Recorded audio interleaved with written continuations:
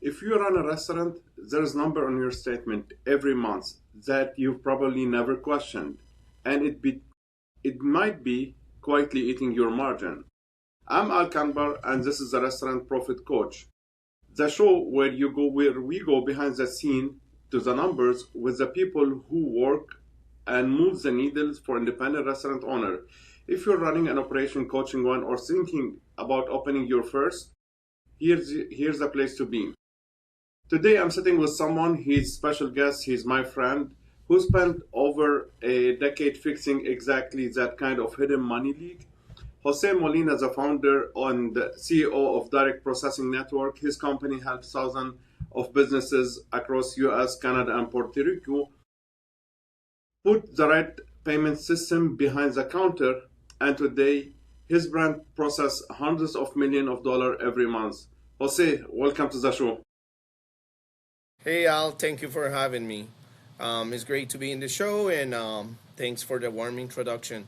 Um, I'll do a quick introduction as well. My name is Jose Molina. I'm the CEO and founder of Direct Processing Network, Florida Payments, and a few other brands as Merchant Services Rico.com. We specialize on helping business owners do two things: make sure that their processing rates are where they need to be, and number two, make sure that their point of sale is doing everything that they needed to do. This could mean connect to Uber Eats. This could mean have integrated online ordering, or maybe many clients come to us because they're lacking the service. So that's pretty much what we do, and we've been doing it very happily for over 10 years. Amazing. You know, I know this is your 90-second version, but I want to know, how does a kid from Costa Rica end up running a national payment company? So I You guess we can all talk have a about kid the inside. tryouts. I don't mind. It's okay. It's okay. Yeah, I'm glad to elaborate. I'm an open book. Um, I guess all of us have a kid inside, so I still consider myself a kid in many ways. But when I came from Costa Rica, some of my first jobs were inside the restaurant industry. I worked almost every position on the in the bar and restaurant industry except bartender because I was really clumsy. So they never wanted to teach me how to be bartender. Um, Later, I built my life in technology and payments. I worked for Comcast and T-Mobile Business, and I also worked for a commodity trading company of college just to help me pay my education. And when I worked as a restaurant industry professional, I saw how confusing this industry was to business owners, and that's why I built Direct Processing Network to provide clearer pricing, better technology, and real human support nationwide and worldwide now, where we put a person. I have a story, and I have to ask you about. You helped build a company from scratch to over $5 million in revenue, and then you asked for 1,500 raise, and they told you no, and went and built competitor. What did that teach you about how businesses treat people who serve them? Well, it taught me that sometimes rejection is redirection, and it also helped me build a company to $5 million. What I did for the gentleman I was working for at that time, and but he wouldn't recognize my value. I stopped asking for a seat and I built my own table. I think the main learning lesson here is value your employees. If you have superstars at your restaurant or business, make sure you value those employees and make them feel valued, make them feel seen. I think that's the most important part. Because I didn't leave because of the $1,500. I was loyal to the company. I left because I realized I was not as important to him as he was important to me. So That's right. That's I cannot blame you, and that's amazing. Let's go right to the wallet. When restaurant owner looks at their monthly statement or monthly processing statement, what are they actually paying for, and what are they overpaying for without realizing it? really good question. So you're paying interchange to the card brands and banks. Visa, MasterCard, American Express, you're going to see a section that says interchange. And then you're paying a processor markup. Sometimes this can be tricky. The processor markup could be for software, could be for equipment leases, or other services. The overpayment, now that you ask about that, is usually hidden and inflated on the markups, some unnecessary fees, or technology that you're paying but you're barely using. We come across a lot of clients that bought the latest and greatest point of sale system, that they could find online, and it has 25 features and they only use one or they only use two. And they're paying for 25 features. So I think it's important to make sure that you know what you're paying for. Amazing, amazing. What is the let's put it this way, what's the single most common mistake you see a restaurant make with their payment setup today? There's different ones, but I would say one of the main ones is choosing a system based only on the advertised rate or because it's free. Free is not always better. Now, a lower rate means that there's nothing if the contract, extra fees, support or technology that don't fit the restaurant. What I mean by that is that the same thing that I was saying in the last question. Make sure you're only paying for what you need and you're not paying for extra things that your business doesn't need. And for sure, your business doesn't need an extra expense. So make sure you look at those bills carefully and get a professional to review it so that you can understand, because that's another thing. A lot of payment processing companies and banks will provide a statement that is incredibly confusing on purpose so that the client cannot understand it. So that's where a company like us or another payment processor expert would be able to analyze that statement and make sure you're only paying for what you need. Perfect, perfect.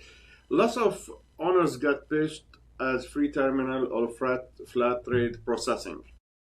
Is Right. it cheaper sounding actually cheaper? How do they tell? Wow, what a good question.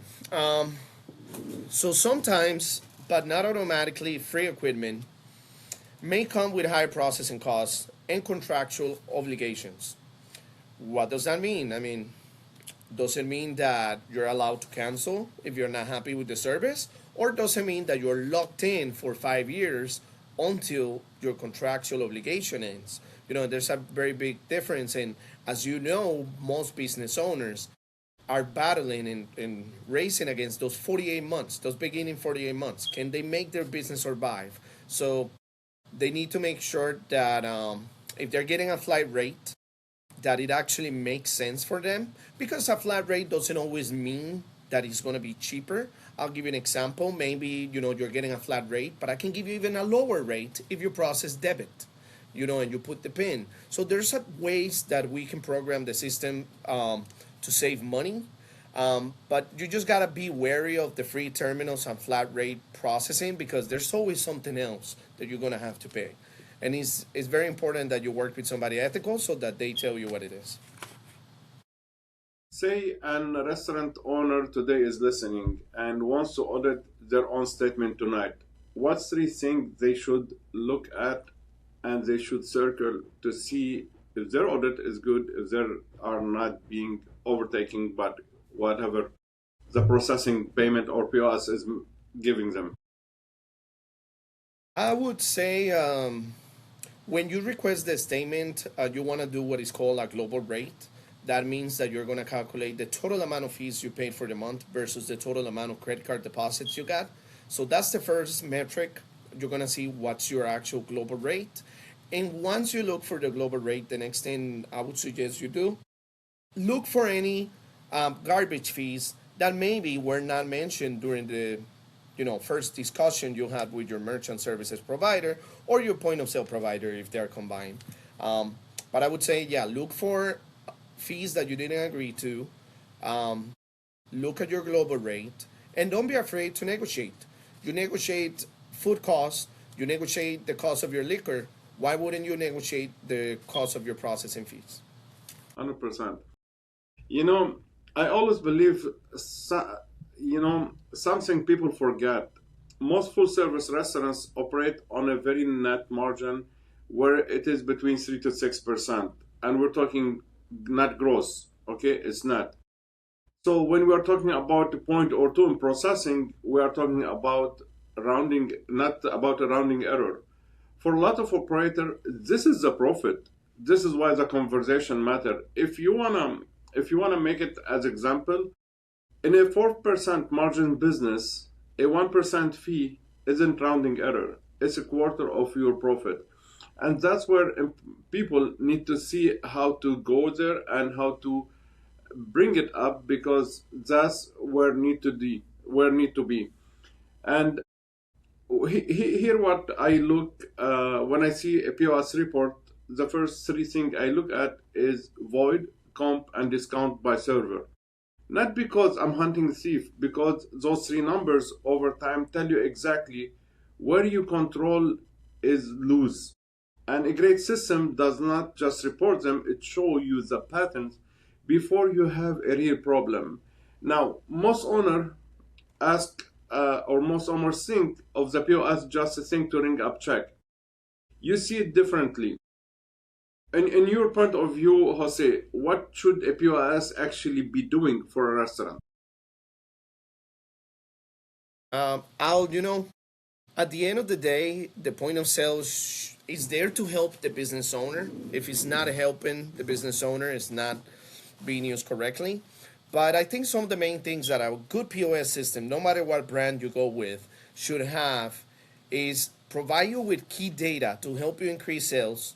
It should provide you with key technology to speed up service, control costs, especially food costs that many times business owners don't know when it changes. They're too busy. And it should also show the owner what's happening in real time.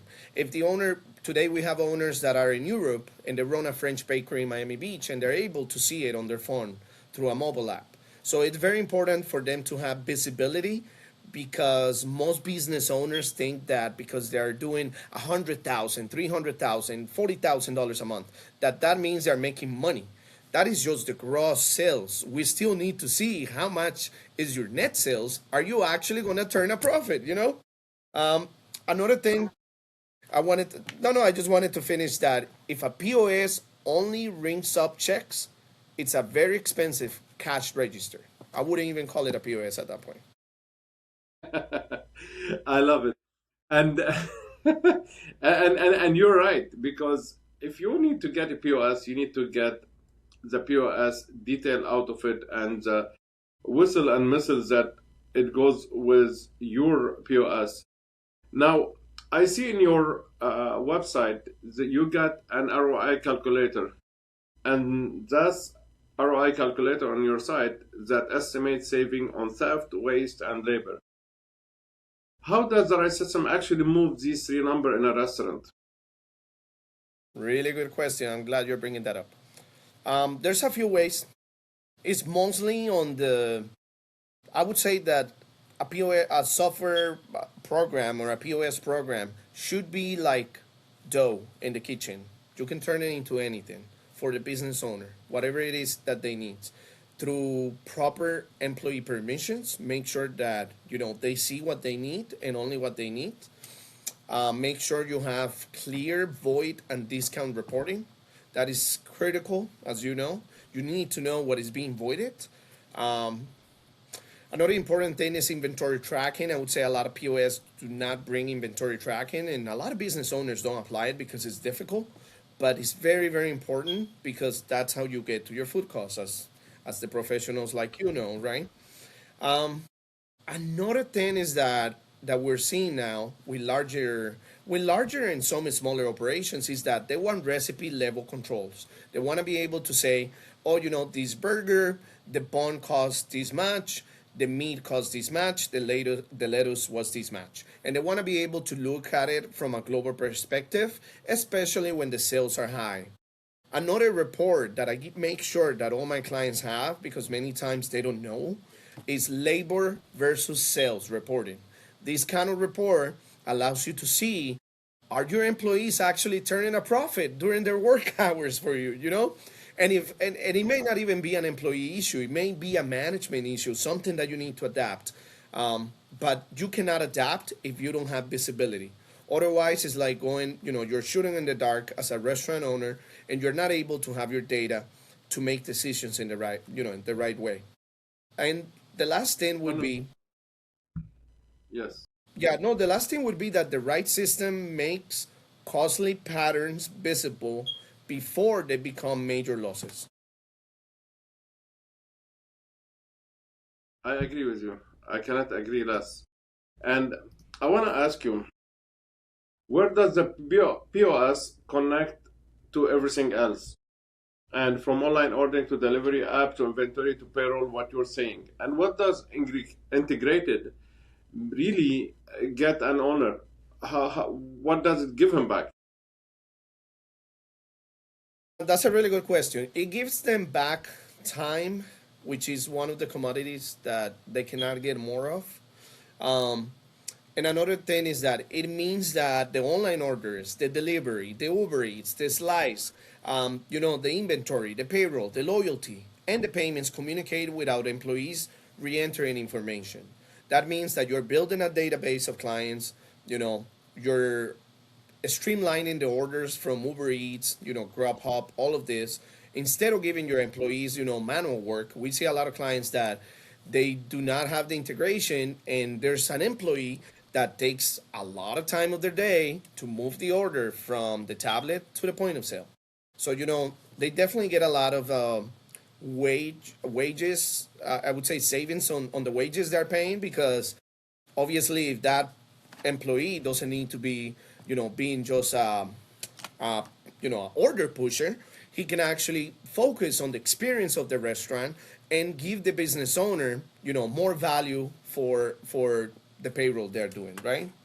Yes, I think the other thing that is very important is that when everything is connected, it reduces mistakes, it saves on labor, like I was saying, and it gives the business owner a clearer view of the business, which is what we all need, and many of us don't have it.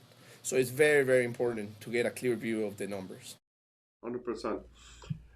We work together in different clientele, and I want to give to the audience, to our restaurant owner listener, that a real before and after a restaurant, bar, or coffee shop that was struggling operationally, and what changed once the system was right. Definitely, this is a really good question because we do it quite often. We have helped high volume hospitality business to move from disconnected systems to integrated payments and point of sale. This allows us to give them, handheld ordering, real time reporting. One client now that I can think about, he processes about $65,000 in new revenue because of the Cloverflex devices that we gave them for pay at the table. And also, it's not just pay at the table, it is also order from the table. So it speeds up the service as well. Um, Another one would be we help a client that she was very, very old school, and she was using cash registers, Casio cash registers, and little credit card terminals. And we love her, we love her today. We love her when we met her. We meet people where they are as far as the technology. She wanted to continue working like that. We help her continue working like that.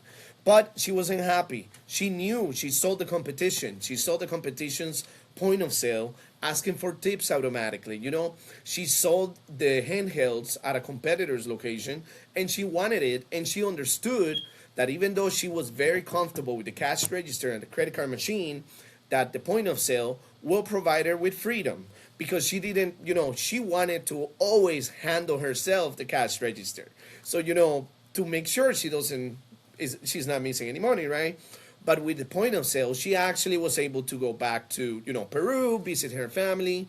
Before, she couldn't do this because she was scared, the restaurant was not going to run without her. And I think that is a major issue that all restaurant owners have today. A restaurant owner is a different type of person. Is an incredibly visionary and hardworking person. So when somebody like that is choosing a system, normally they go with whatever feels right. But just because it feels right, it doesn't mean it's the right thing. So it's important to do your research. It's the same way with the phones, right? Maybe I like iPhone, you like Android, but if I don't study the device and the functions, I don't know if it meets what I want, right? 100%. Look,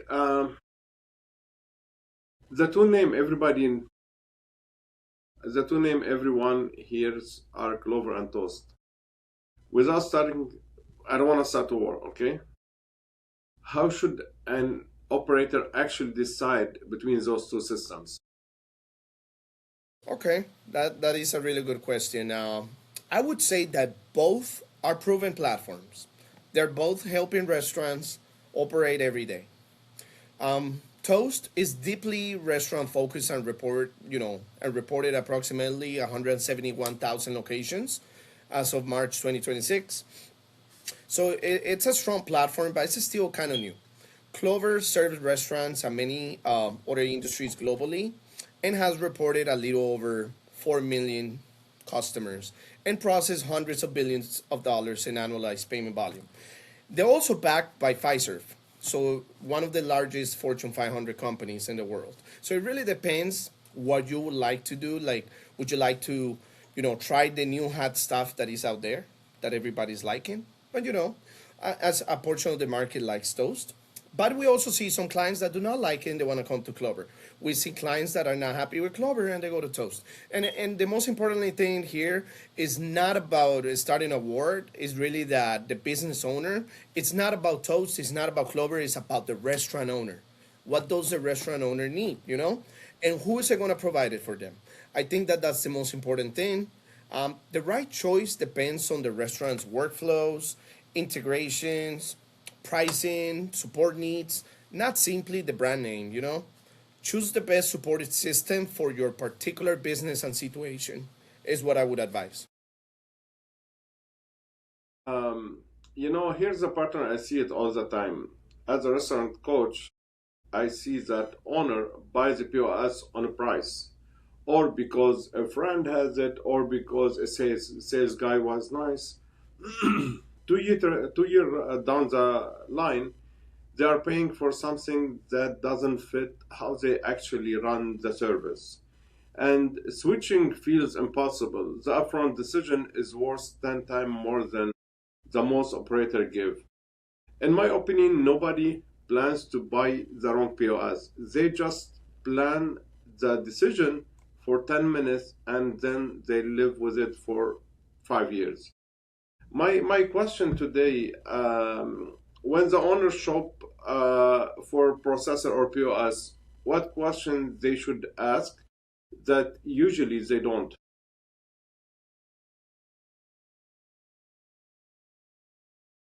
You're on mute.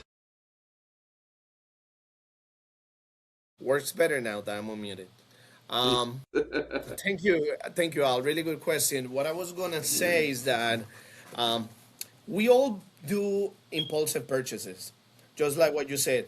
They'll decide for 10 minutes and then leave with the POS for 5, 10 years, right? But it's not a 10-minute decision. You're not choosing a toaster in the kitchen. You're not choosing a new microwave. You're choosing the machine that is going to get you paid, is going to make sure your employees are not stealing from you, and it's going to make sure that your suppliers are keeping the price competitive. So I would say some of the main things they should ask is, who supports me after installation? Is it a real person or is it a toll-free number? That is number one. If I ever have a really, really bad problem and my restaurant is crashing, can you send somebody out? That's another question that you should ask. You should also ask multiple times, hey, what is my complete monthly cost? And watch the answer because they may tell you, oh, yeah, no, your credit card fees are this. But they're not answering your question. What is my total cost for the month? That's very important. Who owns the equipment and the data? I think that that's one of the most important ones. I had a client recently that I'm not going to mention the POS that he was with, but he was with a POS company that is cloud based, like most of them are today, right? And when he canceled, he switched POS from that to the other, he lost all the data. He didn't really own the data because the data was tied up to the contract, to the contractual obligations. So it's very important that you own your data. And if you don't own the equipment, it's fine. If you're getting a free equipment, right? Most likely you will not own it. But it's very important that you understand that. You also want to ask them, hey, can my price change at any point? That's another good question. And also, you should ask, even if you're not thinking about it, hey, what happens if I need to cancel, upgrade, or integrate to another system? I think all of those are valuable questions, but the most important one to me, after 10 years helping restaurants, is there a real person that will come and help me? Not a toll free number. We all have a toll free number. But do you have a technician or somebody that would put their hands on fire to fix the problem at the restaurant, right? I agree with you. Here's a question I wish every operator asked before they sign anything.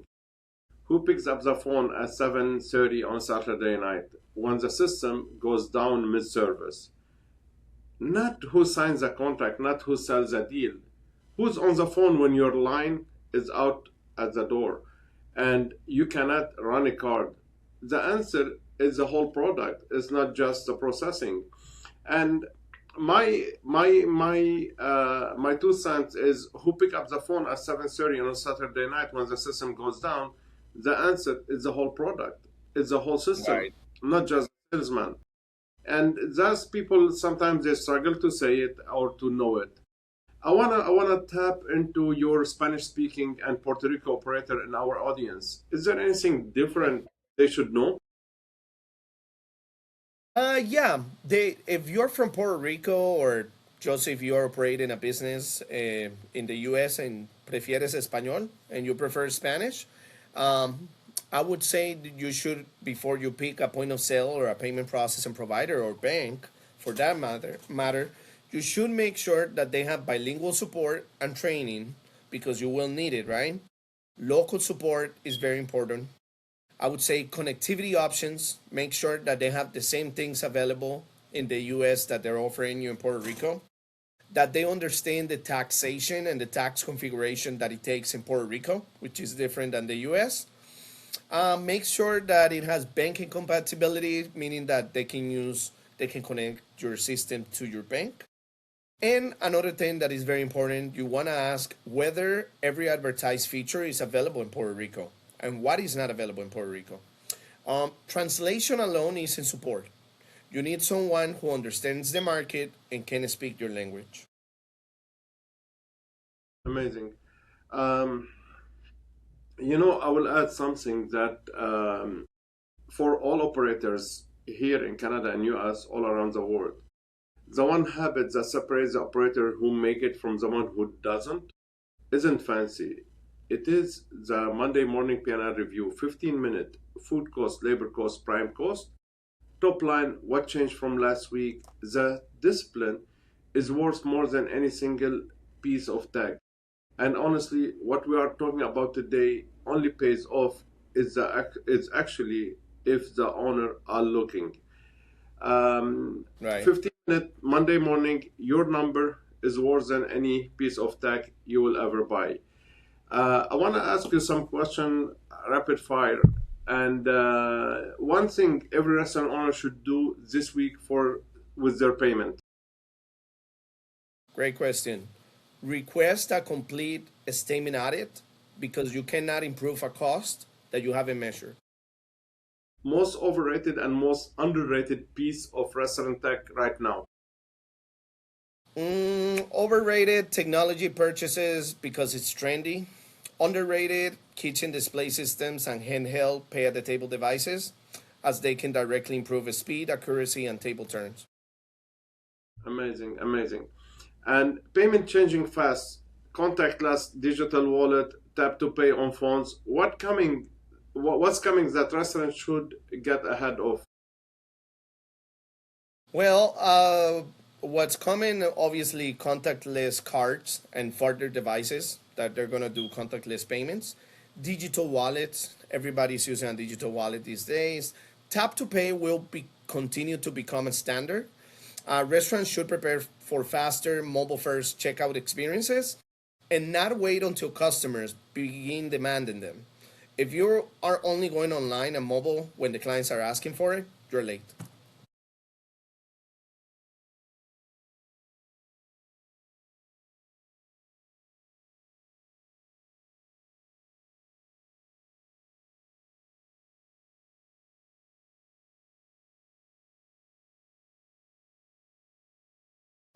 thank you, Al. You can find out more about our company at directprocessingnetwork.com. You can reach me directly at J Molina, like my name, at directprocessingnetwork.com. Or you can always call us at 855-955-6111, and one of our team members will be glad to guide you. Um, you could also follow me on social media at the Processing Network, and also follow residual underscore genius for my personal Instagram. Thank you.